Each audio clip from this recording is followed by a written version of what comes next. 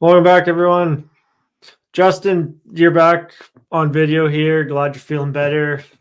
Obviously, a bit of a rough go for you there, but all good now. Everything passed through for you, so It's your turn, Brock.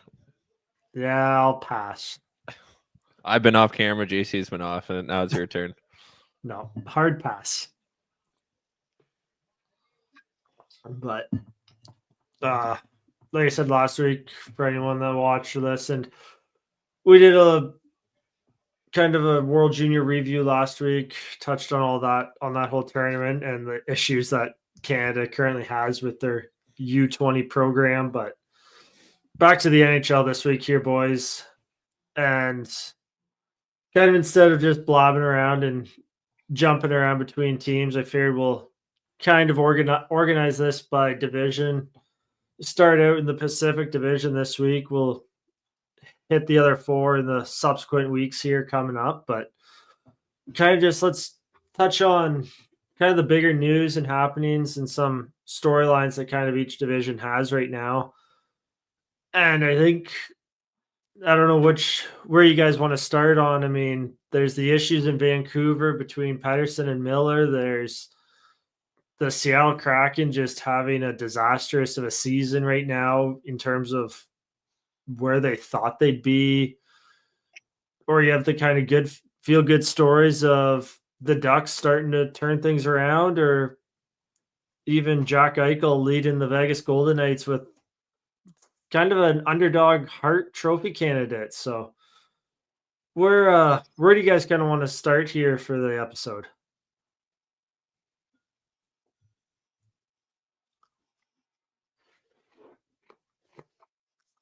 Trav, if you're talking, you're muted. Right. I can see your lips going, so I just wasn't sure.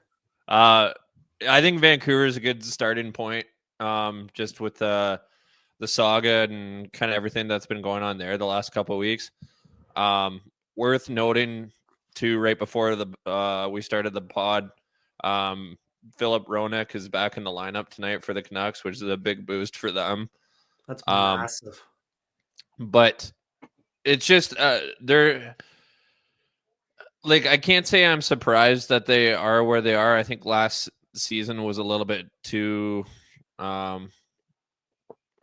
was a little over the top. It was, in terms of matching that again this year, but for them to be having all these issues and all this media saga and stuff, and they're still sitting in that second wild card spot. They're still there fighting for a playoff spot, despite the fact that there's been issues with Miller and Pattersson, and I mean Pattersson has not been good since he signed that contract, and I never liked that contract from day one. But yeah, like you say, I like their names have both been swirled in rumors. Personally, I mean, like I think if they could dump that Pattersson contract, it would be better for them. But I also get the sense in moving Miller because he's 6 years older than Pattersson as well. So Yeah, just before you have anything to add here, JC, like the Pattersson deal right now, there's no restrictions on it. Like his no move clause doesn't kick in until July 1st. So Vancouver's free to trade him wherever. Whereas the Miller contract, you need Miller's permission to send him to a specific team. So Patterson's definitely the easier contract to move right now. And but it's like you said, it's the tough one. He's 6 years younger, and he kind of still can, like if he plays to his potential, he's a 90 to 100 point top line centerman. So where do you stand on the whole Vancouver issue here, Justin, with what's been going on?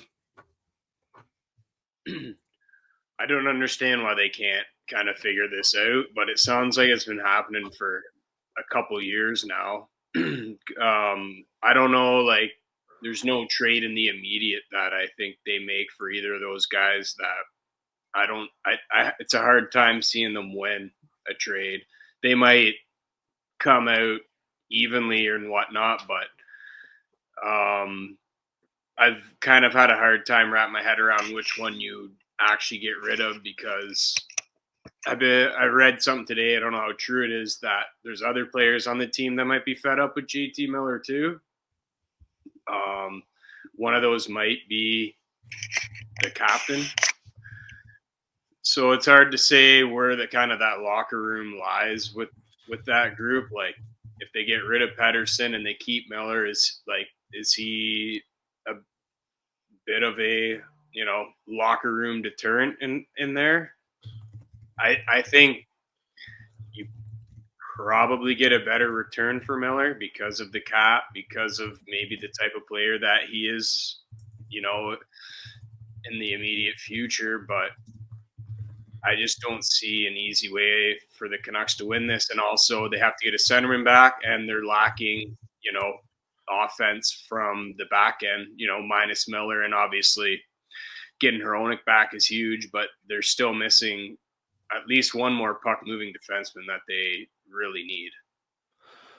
You brought it up. The getting a center back is kind of key, but also their back end needs a lot of help, because I think I said it, or one of us said it in our previews at the start of the season. Like, Vancouver's D, like, they have a good, probably one of the top 3 top line pairs in Hughes and Hronek, but after that, it's such a fall off. Just kind of want to go, like, what do you guys think if the Canucks make a trade for one of them, regardless who it is?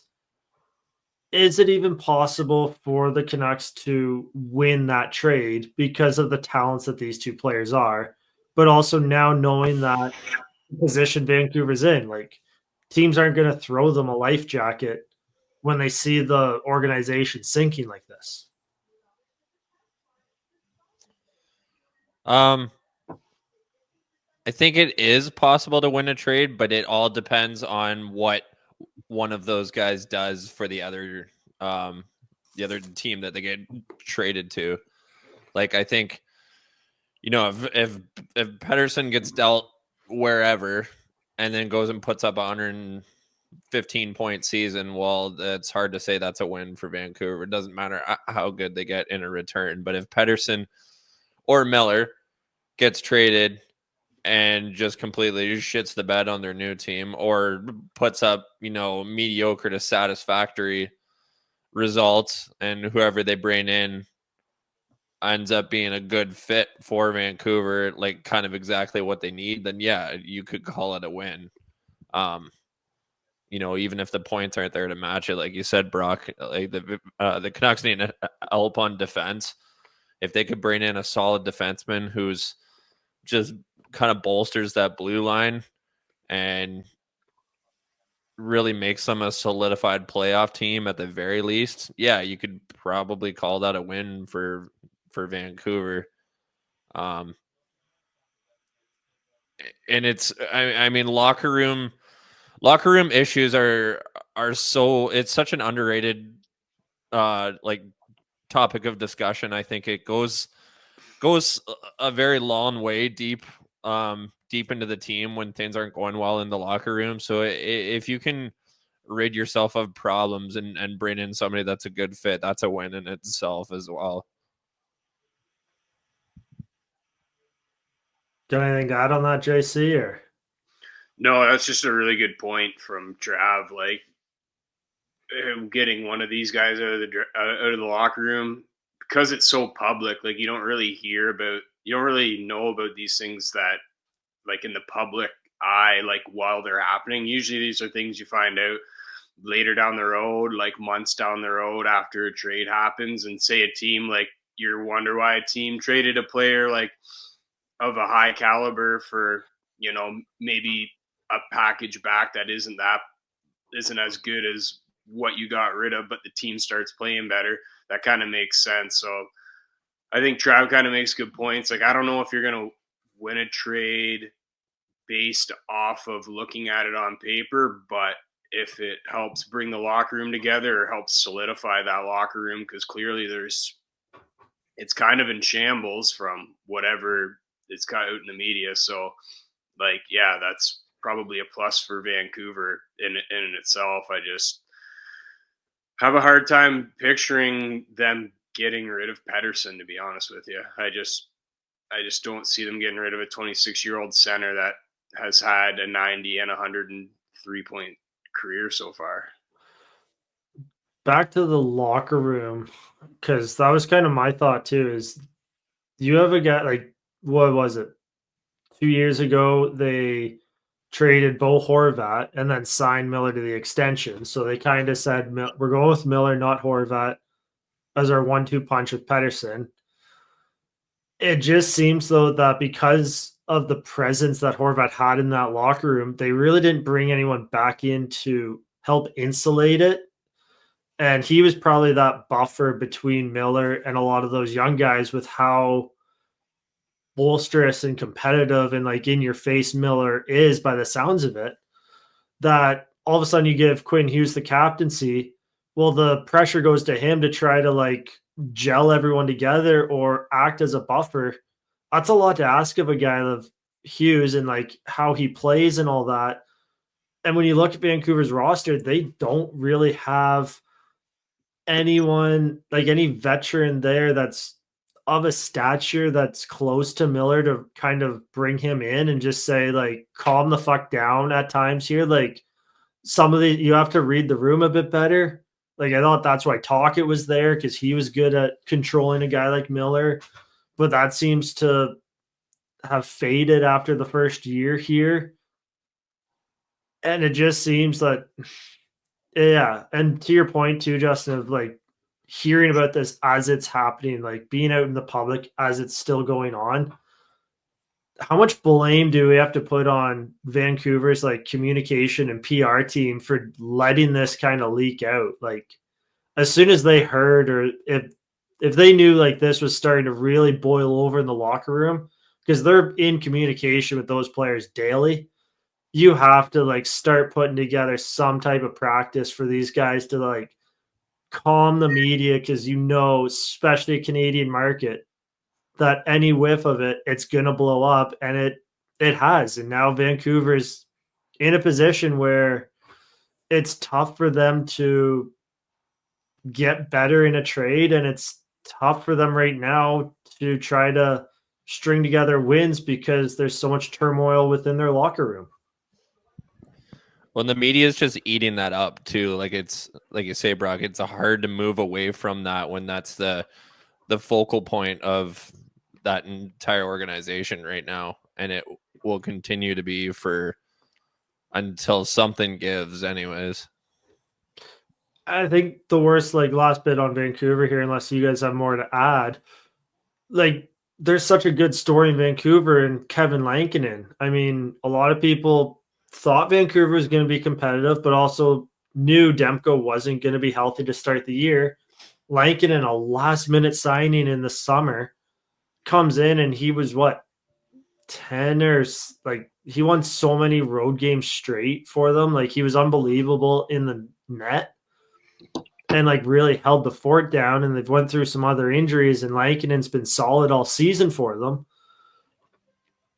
But I think, just final point, and back to what you said at the start, Trav, of Vancouver last year, everything hit for them.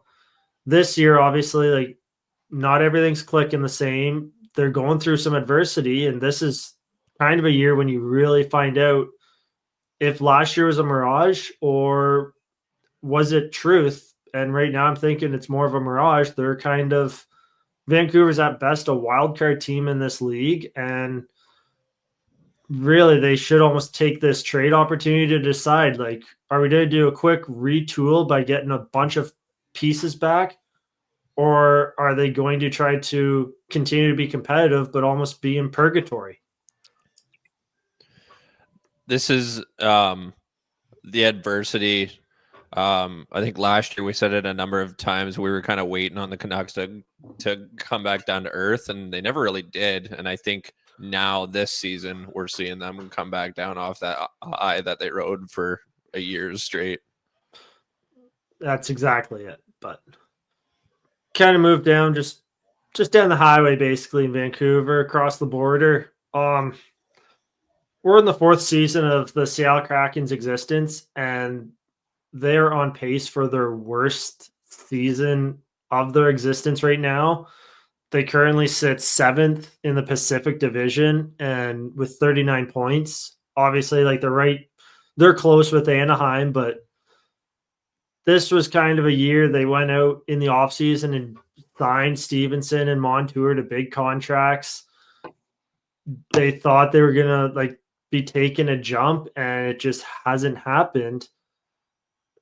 What I'm gonna let you guys just have a quick thought here because I have some notes written down ready to go, but I want you guys to what's your just initial thoughts on what's going on in Seattle this season, and if is it something that's fixable, or is this maybe something where a GM might be getting fired here? I think it's something that's fixable, but it's going to take some time. They have some good pieces in their lineup. I think, I think what they got with McCann is really good. I think Beniers is going to be a good player. It's nice to see that Shane Wright is starting to show up a little bit, but when you're looking at their roster, kind of the way it's built, it's a lot of kind of second tier players, I guess. Like, there's no real top line player that you can go out there and say, we need a goal. We need you to score. They don't have anybody even close to sniffing a point a game on this roster. I like what they did in taking a flyer with Kako too. Again, that's not the guy. Like, they need to find a way to maybe accumulate some picks and prospects here at this deadline, I think. And whoever that is, like, they have a couple intriguing UFAs in Gord and Tanev that I think they'd be able to get a decent return in for a playoff team, and then find a way to turn some of that into getting a legit top line scorer. I think that's really hurting this team. I like the Cord. I think Grubauer's kind of run his course as someone that you can rely upon as a full-time starting goalie. I think he's fine as a backup, but a backup making $5 million is kind of rough to ask for. I think those are kind of the major flaws that I see with this roster. You got anything to add on there, Trav, or you want me to go in? I don't have a lot. I'll keep it quick here. I think with just a quick point, I think with the cap going up, it may work out okay, but obviously the whole team's struggling. But the Montour and the Stevenson contracts that were, I guess, really two of the biggest contracts signed on free agency day back in the summer, could come back to bite them, I guess, if they don't kind of retool and sort of flip the ship here. But it's hard to say right now. Like, they're having okay seasons. I mean, the whole team isn't doing that great, so it's like I don't want to throw that all on Seattle and say that those were bad contracts. But I mean, I could see those aging not very well. I'll start with the Stevenson one. He was the contract they needed to sign in Beniers' rookie season. Like, he's the center they needed for Beniers, because Beniers kind of stepped in and right away was asked to play as a top six center and a two-way center at that. Like, I think that's one thing a lot of people aren't quite noticing in terms of Beniers and Wright is they're kind of like a Jonathan Toews light when he was like in his prime more. They're not going to be guys that put up 90 points. They might tap into that offensive potential, but at this level, they're probably more two-way guys that are into that 70, 80-point range. And Stevenson's just that veteran guy that right now allows them to kind of dip their toes in the whole two-way game, but just relax and find their game offensively.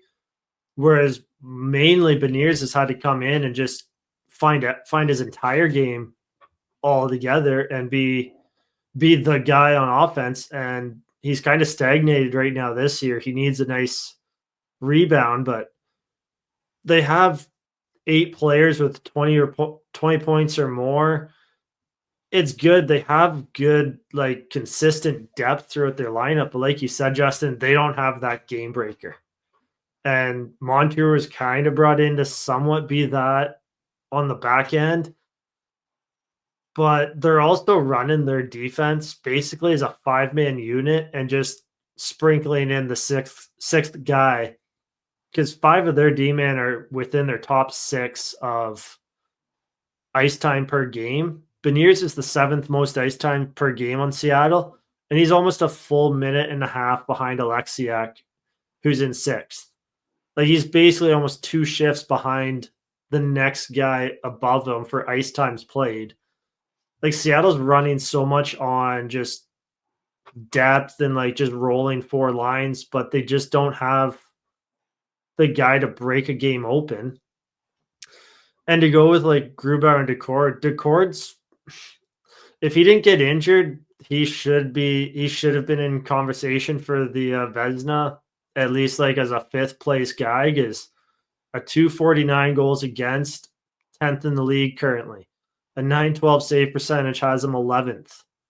He's only allowed 62 goals in 24 games. On contrast, Grubauer, a 376 goals against, an 870 save percentage, and 69 goals in 20 games played. Now, like, again, Grubauer's struggled recently, but as a career goalie, he's a 265 and a 908. How much of that is playing behind pretty good teams in Colorado and Washington? Kind of up to the beholder of like how you want to see it. But this season, Seattle can't win with Grubauer net because he's giving up almost 4 goals a game, and Seattle's not a team that can put in 5 goals every game. And it's nice they got Grubauer back, or they got Decord back tonight, and he actually picked up his first career NHL point on a shorthanded goal. I saw that posted on Instagram, but like, I think this is one where Seattle wanted to play the more patient route in terms of developing prospects and bringing them up slowly. But their biggest pick was Beniers at 2nd overall, and he doesn't necessarily project to be a game-breaking talent. He projects to be a very good top 6 centerman in this league, and he will probably be that for years to come. But you said it, Justin, Seattle's missing that game breaker that, like, they don't have a Nathan McKinnon. They don't have a McDavid. And I know those guys are way above them, but like, even go to Tampa Bay, like, they don't have a Braden Point. They don't have that Amico Rantanen type, or even I don't even know right now, like, to pick names out, but they just have a bunch of middle 6 guys that are going to give you 50 to 60 points on the season, but they don't have that 100-point player.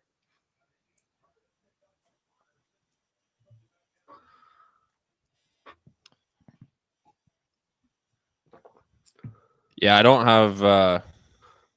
have much more on Seattle, really. I, for one, thought they would be better this year. I thought maybe last year was a bit of a down year after they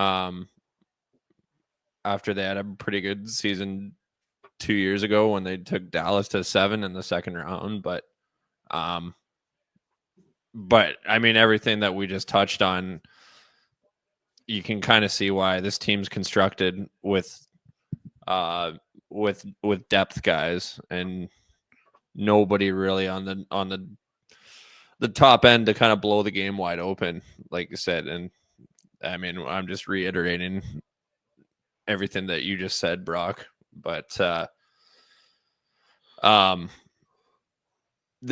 one thing too about Seattle that is yet to be determined, but I just kind of wonder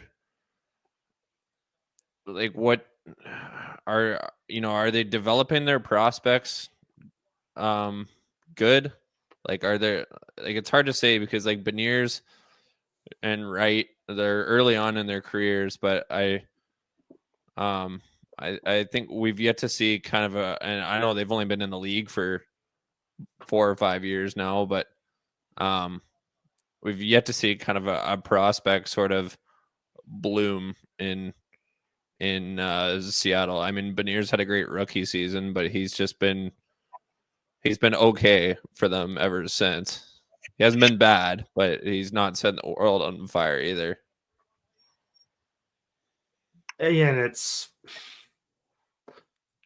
to the point of their development is Beniers didn't really spend time in the American League. Like he got drafted, went back to University of Michigan, and then stepped into the NHL. Whereas Wright spent some time in the American League, so that's where you kind of question like what's their development system. But even looking at their roster, some of their guys, like prospect wise, I just feel they're calling up too early. Like I know you got to see what you have with them in the NHL, but they also their roster just doesn't allow that properly because you're a team that has to roll 4 lines. You can't kind of put a guy out there as a third liner and just say, let's see what you do, because we can go throw a guy like Austin Matthews out the next shift and teams are going to be more focused on him. They're not caring what you do.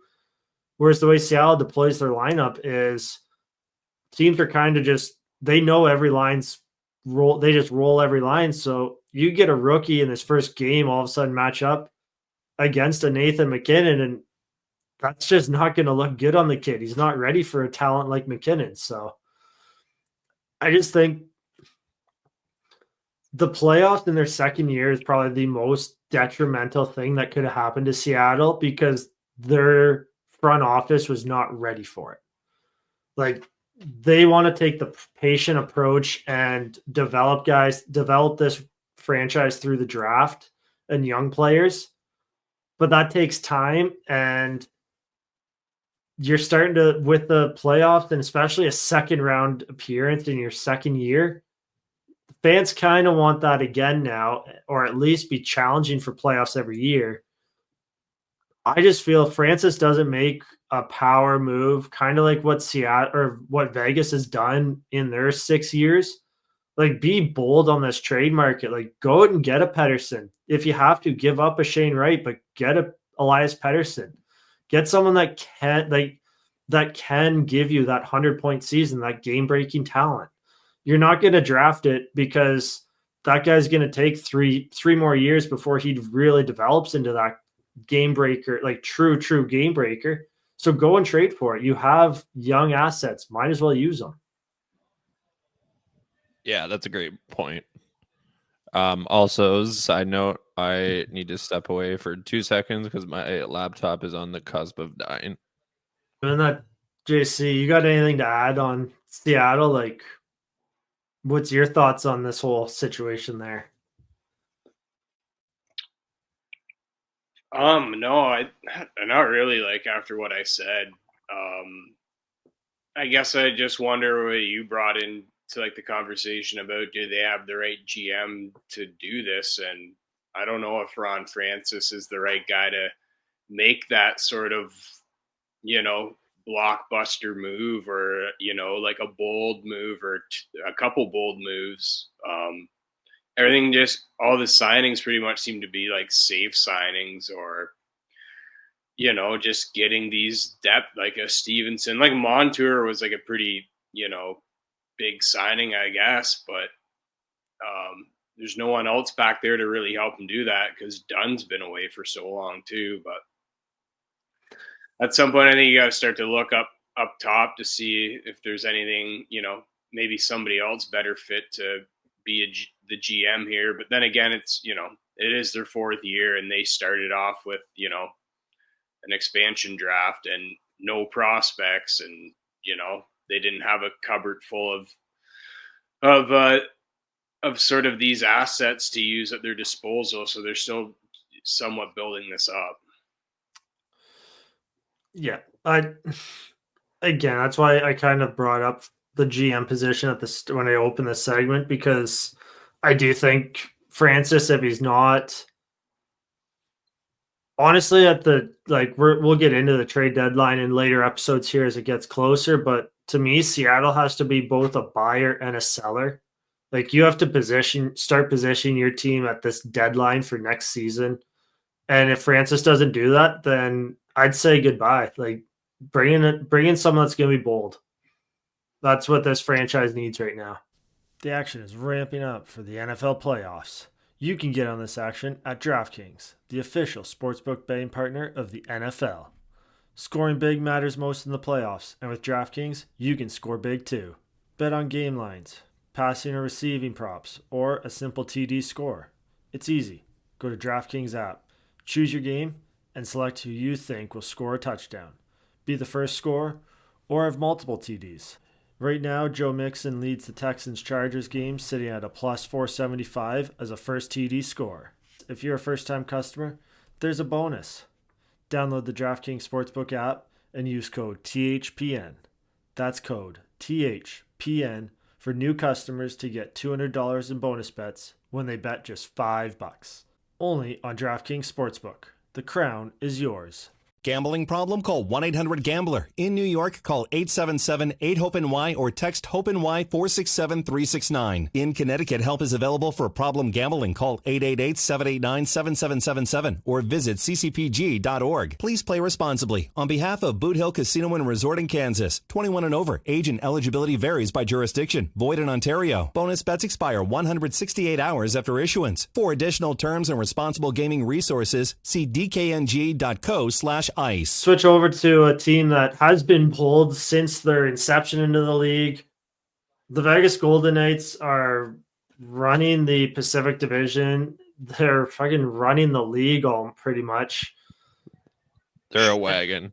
Oh, fuck yeah. And they're doing this with basically on the back of Jack Eichel, because he's tied for he's eighth in league scoring with 54 points. Mark Stone, who's injured, missed games, is at 38, and Theodore's at 35. Those are the next two closest guys to him. Again, this goes back to Vegas was aggressive. They went and got Stone. They went and got Eichel, and right now the Eichel deal is paying dividends for him because he is carrying this team offensively, and he's proving he was a great second overall pick. He was in some other drafts could have been a first overall pick. And it's just funny that him doing this just continues to throw dirt in the face of the Buffalo Sabres too. But like you said, Trev, Vegas is a wagon, but I know Kaprizov's going to be up there, and you have obviously the other guys in there, like the McDavids, the McKinnons, and the Kucherovs in the Hart conversation. Where, how do you guys see Jack Eichel fitting into the Hart conversation? Because I think he has to be at least top 3, at least top 5, if he's not top 3. Yeah, I actually didn't realize the drop off in points from Eichel to Stone, or whoever's second on that team there, until you mentioned that, which is all the reason to make an even bigger case for Eichel being in the Hart Trophy conversation. I actually wanted to, since you mentioned him being maybe being a bit of a late bloomer for the Hart Trophy, because he wasn't really on the radar the first half of the season, and he's kind of coming into it now. But I wanted to throw this at you guys, who you guys thought, who you guys had as a favorite right now, just out of curiosity here at mid-season. I'll just quickly drop mine, because I was having a tough time there for a couple weeks thinking who's the front runner, and I think right now for me it's got to be Connor Hellebuck, but I think Jack Eichel's got to be creeping in there as well. Unless Minnesota falls off a cliff, I think Kaprizov. But Hellebuck, yeah, Hellebuck's definitely up there too. I Probably had Hellebuck too. He's leading all the statistical categories that you look at. He's played a lot of games. We'll see how that trends into the second part of this season, but I saw a comparison through the first 34 games versus him and Price when Price won it, and he had better numbers. Yeah, but way better team. Fuck yeah. We'll get into Hellebuck more later here, but yeah, no, he's doing unreal. Back to Vegas there. And Jack Eichel, like, yeah, they've made a lot of aggressive trades the last few years, but it's hard. Well, it's pretty much almost a no-brainer that he's been the best one by far that they've made. Like that trade is completely and utterly worked out for Vegas and Eichel since he was able to get that surgery that he longed for in Buffalo, because he's been a completely reformed player. And I mean, he might be making his case for like a top 10 in the league right now, but certainly since he's been in Vegas, he's been among the top 20, even maybe top 15 in the league. Yeah, I think Vegas, the Golden Knight Jack Eichel's probably, top 10, at least top 15, I'd say. He obviously falls down when you consider his tenure in Buffalo, but at this point now, I think we can all most hockey fans can just agree Jack Eichel was never a Buffalo Sabre, because they would have had him retire at like 26 years old. But yeah, to me, Vegas is, again, their day of reckoning. We said it last year, I think, on this pod. JC, you and I have been vocal from the start of this pod on our feelings of Vegas. I've come around on them a bit more now, but their day of reckoning will come here, and it's in the not too distant future because of the age of what their guys are, and they don't have any like young guy, like they don't really have anyone under the age of 22 on the horizon. So it's only a matter of time, like, before they really hit hard and really the age catches up to their guys. But it's nice to see a guy like Eichel doing what he's doing now in Vegas.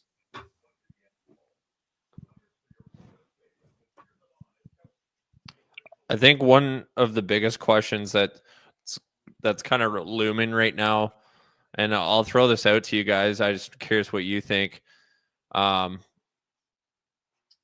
I think there's a lot of talks like, can the Oilers match up to Vegas? Can they kind of get over the hump? And I guess they've only lost one series to Vegas, but I mean, that's the team that they're going to have to get by if they're going to go all the way this year. Do you guys think they're good enough to take down Vegas, or is Vegas just built far too well this year for Edmonton to get by them? I'll let you go first, JC.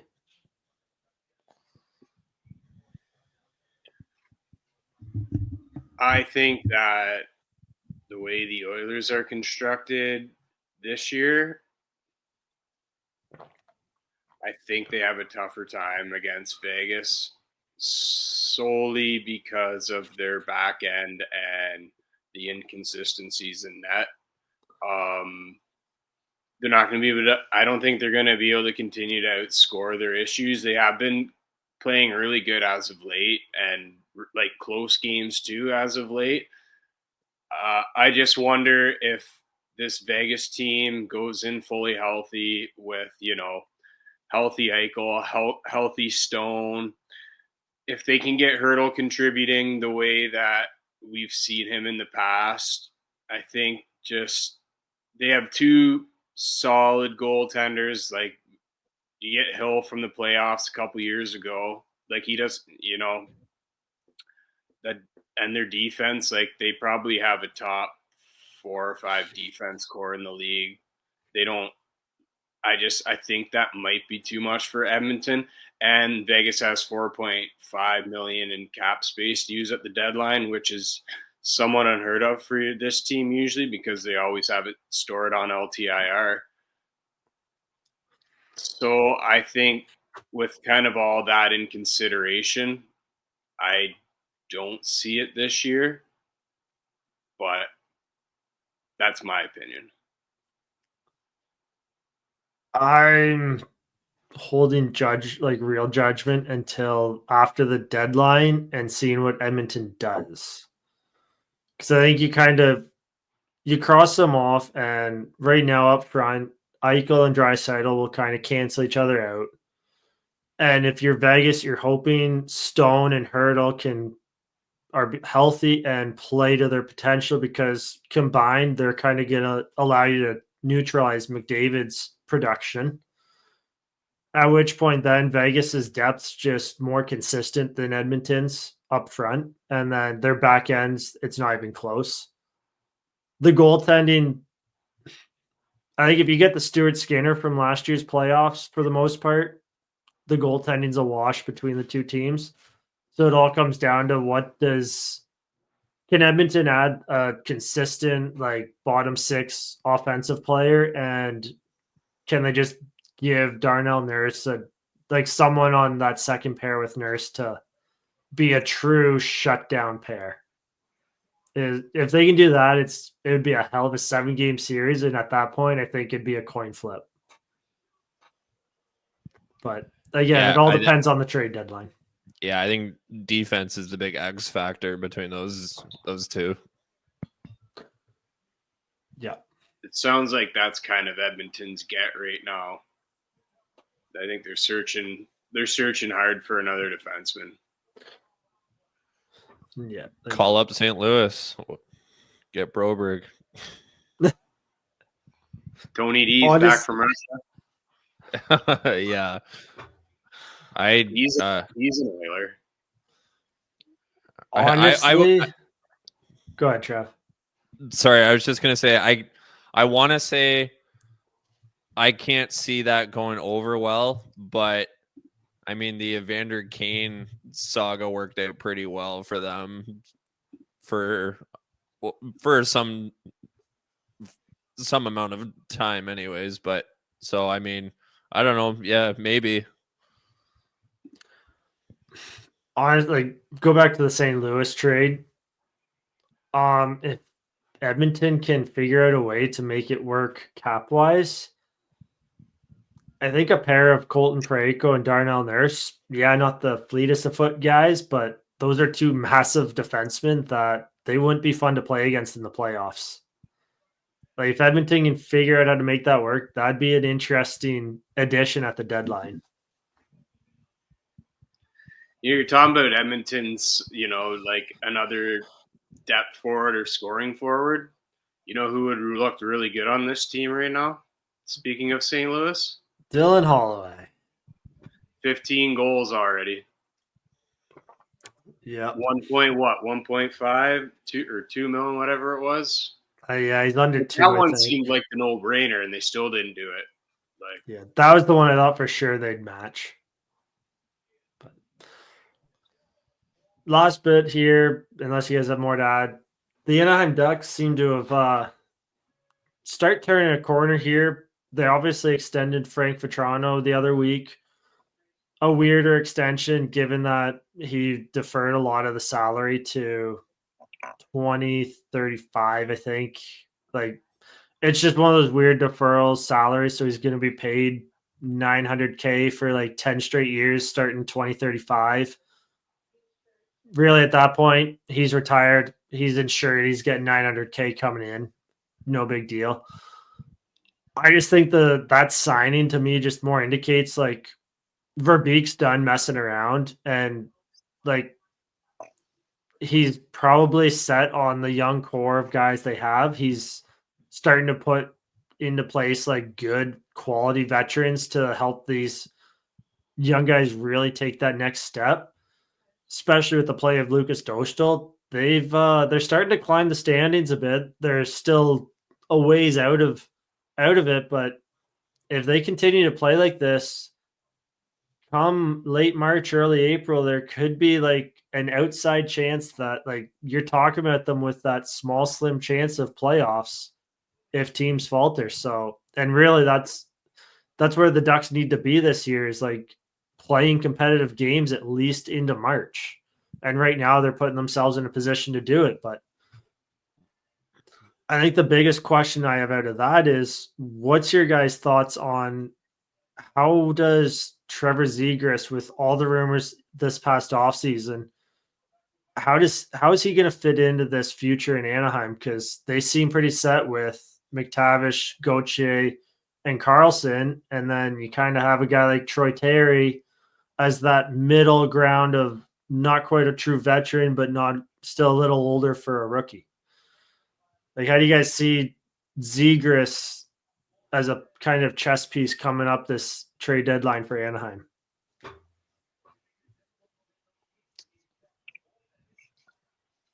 I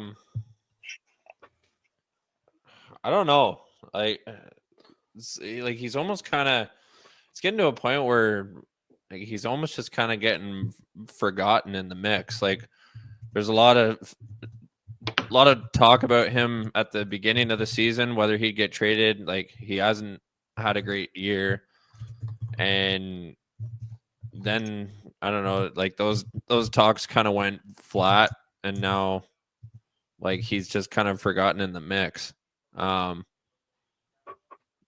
don't even really know if they're just gonna ride the course with him and just like he is what he is kind of thing, and while everybody else is blossoming, see if he can figure his shit out. Again, going back to the 3-year deal that Verbeek gave him, like I think that's a great deal because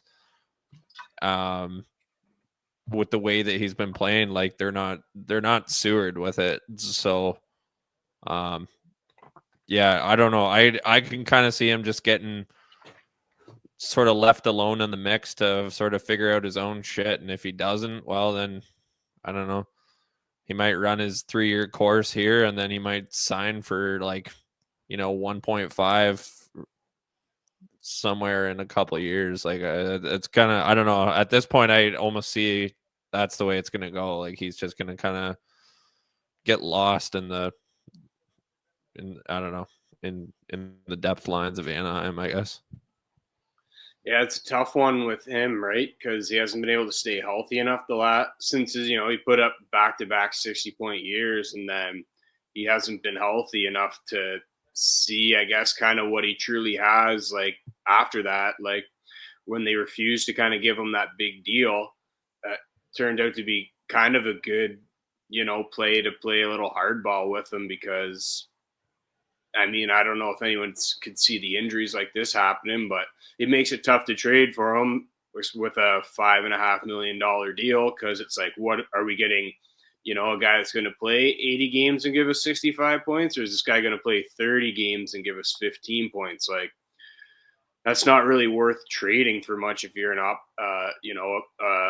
GM of another team. But also when you're the Ducks and you're looking at kind of your other centermen that you kind of want coming up, like Carlson and McTavish have kind of not really lived up to it offensively the last little bit. And I think McTavish is probably more of a, 2C, I don't know, maybe 3C, probably better fitted in that. But Carlson is a guy that you're expecting a bit more offense from. So it's not really like those two guys, your future guys are really running away with, taking over Zegras' job at this point. They've been better for sure, but they still got another year on this Zegras deal after this, and he's an RFA after. So, I mean, it's something you can kick the can down the road. And for the Ducks, I think the bigger, player on this team to watch for them getting rid of here is Gibson. I think we've talked about this for years. I think, I from the sounds of it, everything you read and hear about sounds like this could be happening finally this year. Gibson's put together a good season. So when once he got back from injury that I think there's enough teams interested and enough teams with goalie issues that he'll probably get traded. And the play of Dostal's really helped that too. Oh, yeah. Dostal's going to be an absolute stud when this team finally turns the corner here. He's going to be the centerpiece of all of these prospects that the Ducks have. Like in the first month of the season, I actually had him on my Hart Trophy radar. That's how good he was. Yeah. The time frame of Dostal coming out and just the rest of this roster lines up perfectly. Because again, it takes goalies till they're like mid-20s before they really start kind of figuring the league out and breaking in. So like the time frame right now for Anaheim's just lining up perfect. But that's how huge it is to be able to draft and develop goaltenders. Oh, fuck. Yeah, don't we know it? That's all I got, boys. Anything more pressing you guys have out of the Pacific Division here? Sharks are fun to watch finally again, which is nice. Yeah. Still, Flames are sneaky. We didn't touch on them today, but there's not much to say there, but they're sneaky. They're kind of knocking on the door, and if the saga in Vancouver really blows up, they might squeak in this year. I think, like you said earlier in the episode, Trav, how last year Vancouver, everything hit. It's for the most part, there's been some bumps for Calgary, but everything's kind of hitting for them right now. And with the roster they have, this is kind of where they're at. We're always going to fight for a wild card spot if everything hits. So, like, again, the storylines are going to be like, can Edmonton catch Vegas in the second half of the season here? And does Vancouver turn it around? And how high will the Ducks fly in the second half? And like, how much pressure are they going to start putting on some of these other teams in the playoff hunt? So it's going to be fun to watch. One last thing. I'm excited, or not excited, but I'm interested to see how Doughty comes back and responds to his kind of lengthy injury at his age, and see how much he can help that, LA team that, I think has probably exceeded expectations so far this year. Yeah, just his presence will probably help the young guys like Spence and Clark. So, the Pacific, there seems to be a lot of turmoil in this division, but there's also a lot of good play and a lot of intrigue heading into the second half of the season. So it'll be fun to watch. Check us out next week. We'll hit up another division and just kind of go through it. Thanks everyone for tuning in. If you're watching on YouTube, hit the like button, subscribe, help us out. See y'all next week.